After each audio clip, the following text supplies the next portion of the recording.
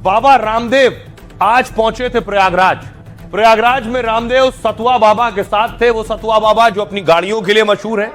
रामदेव ने आज इस बवाल पर भी बोला है।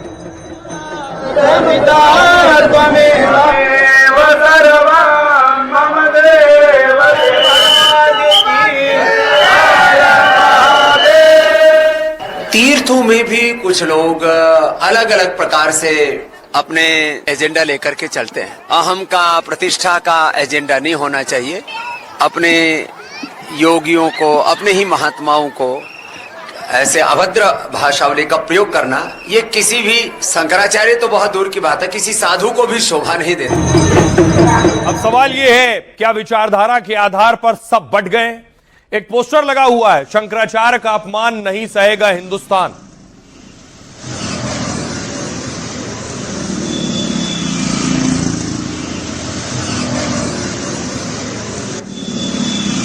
अब आपको बताऊं, देखिए जो लड़ाई चल रही है वो कहां तक पहुंच गई। शंकराचार्य ने कहा जिस योगी को साधु संत कहते हैं वो हिंदू कहलाने के लायक नहीं। ऐसे हमले शंकराचार्य ने योगी आदित्यनाथ पर किए। उसे तो हम अकबर और औरंगजेब से भी ज्यादा खराब मानते हैं। योगी सरकार और उनका प्रशासन नोटिस खेल रहा है। नोटिस वापस लो, नहीं मानहानि का केस कर देंगे। गंगा के स्नान के लिए क्या हमें किसी से मंजूरी लेनी होगी? क्या गंगा जमुना पर उनकी रजिस्ट्री और बपौती है? अभी मेरा मौनी अमावस्या का स्नान नहीं हुआ, वसंत का स्नान कैसे करूंगा?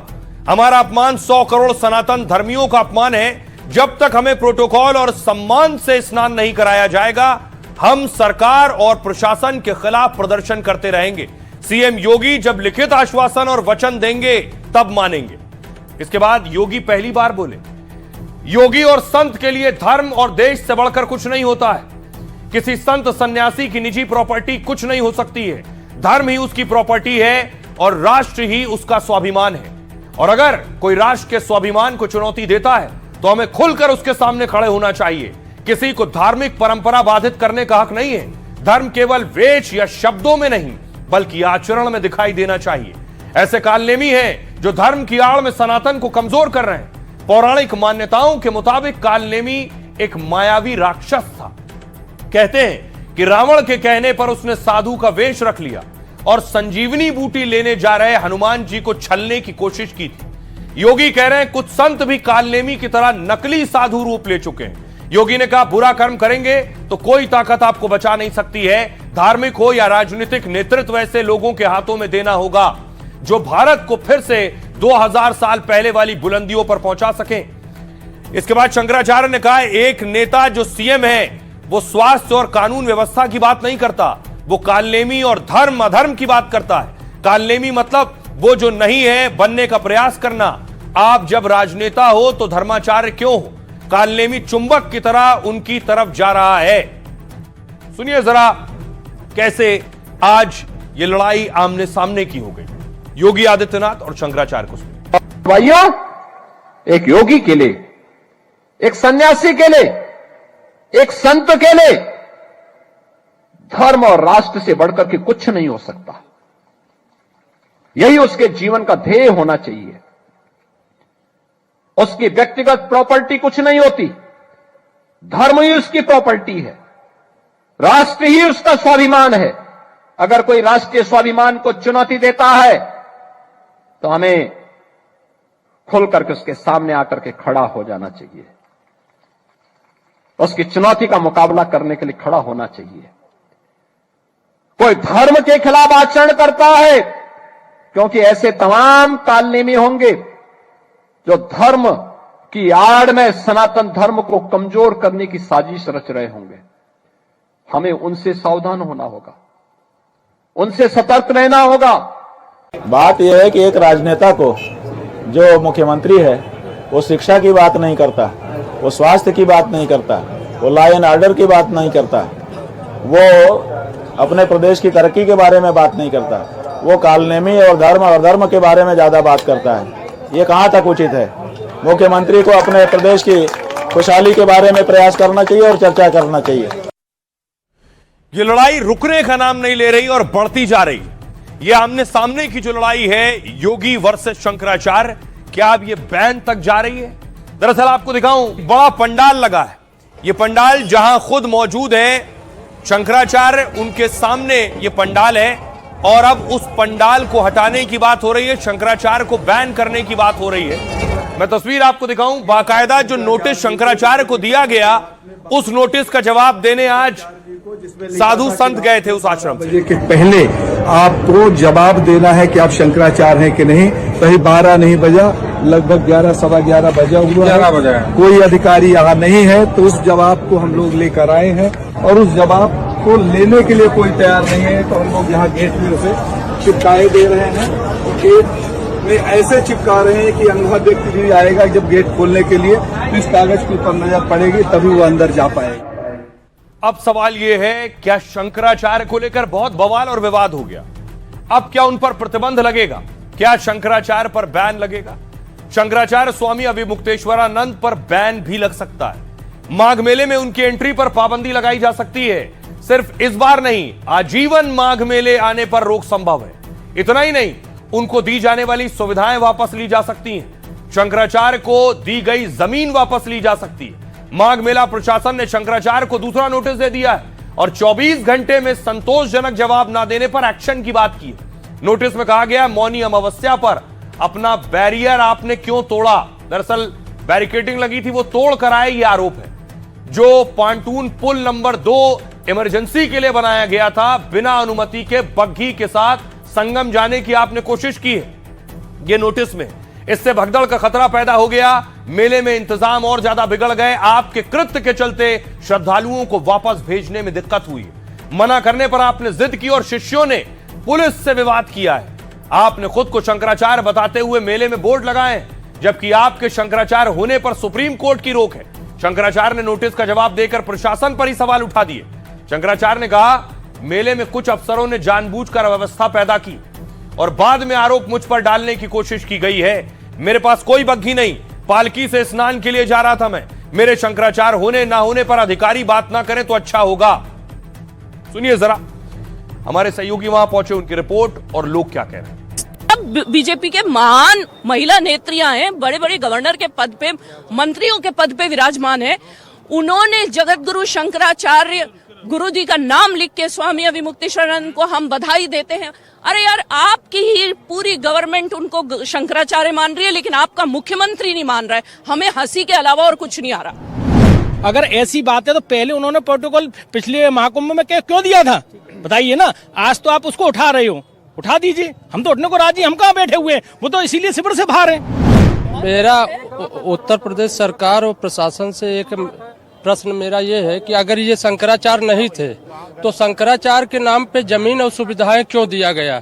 अभी तक प्रशासन या सरकार क्यों नहीं पूछी इनसे कि आप शंकराचार्य का बोर्ड लगा के क्यों यहाँ पे इतने विगत परंपरागत काफी समय से आप चल रहे हैं? संतों का मेला है ये, जो प्रयागराज का जो भी मेला, साधु संतों का मेला, आम जनता आती है, तीर्थ नहाने आती है, तो संतों के लिए तो इनको और प्रशासन को बढ़िया फैसिलिटी देनी चाहिए।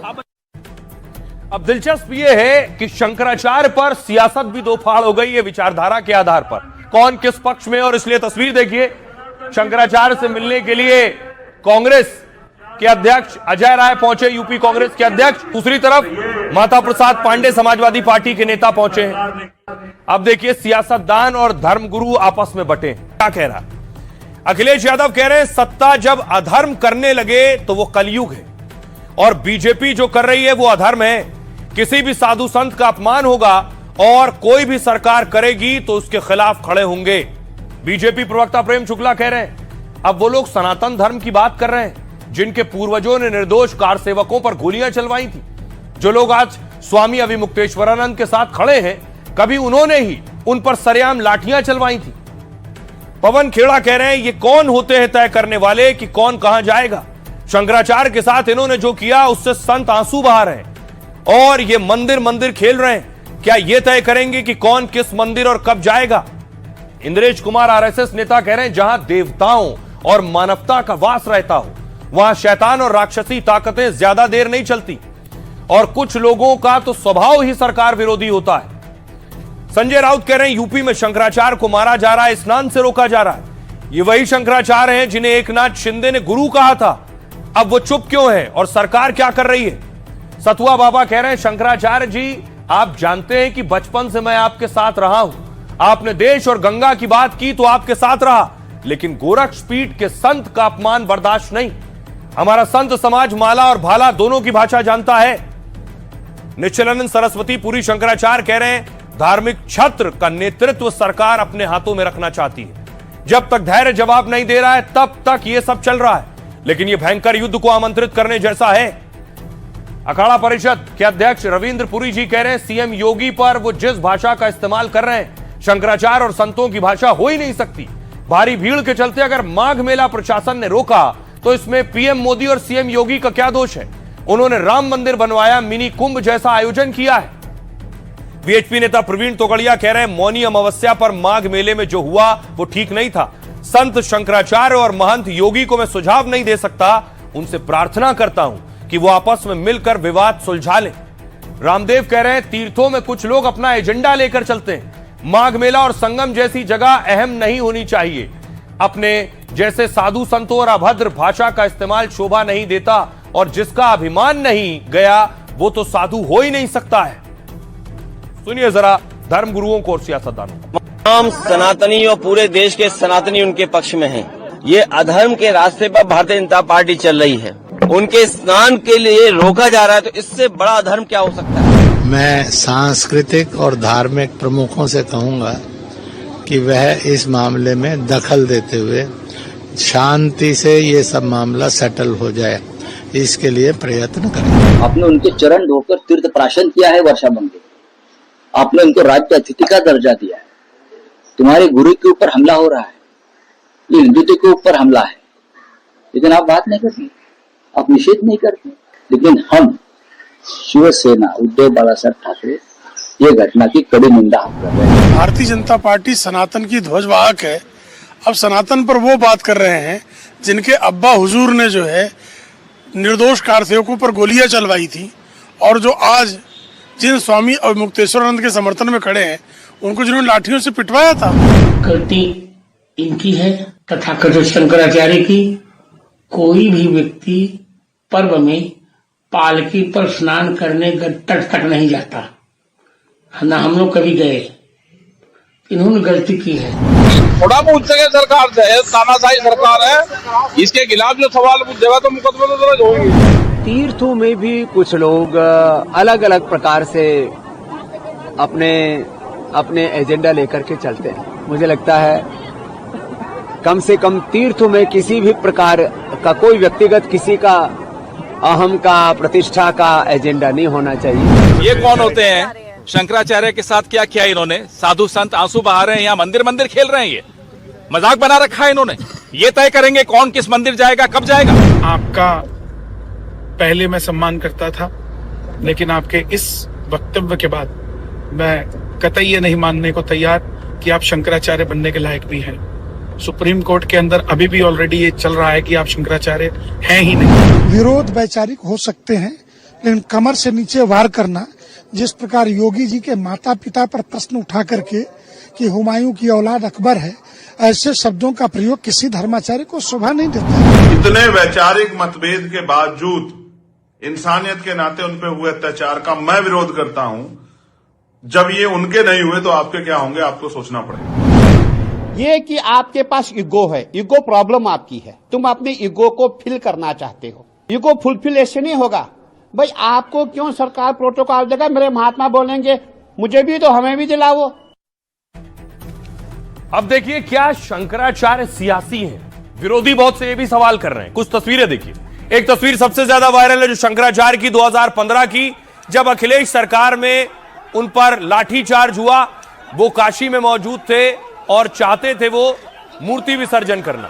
मारिए, मारिए, मारिए, मारिए,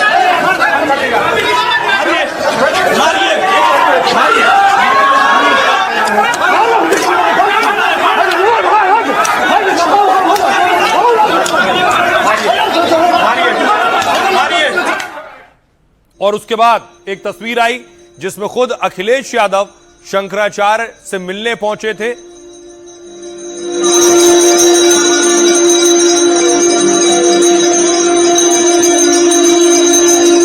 और इस बीच एक और तस्वीर आई जिसमें शंकराचार्य उद्धव ठाकरे एंड फैमिली से मिलने के लिए पहुंचे थे।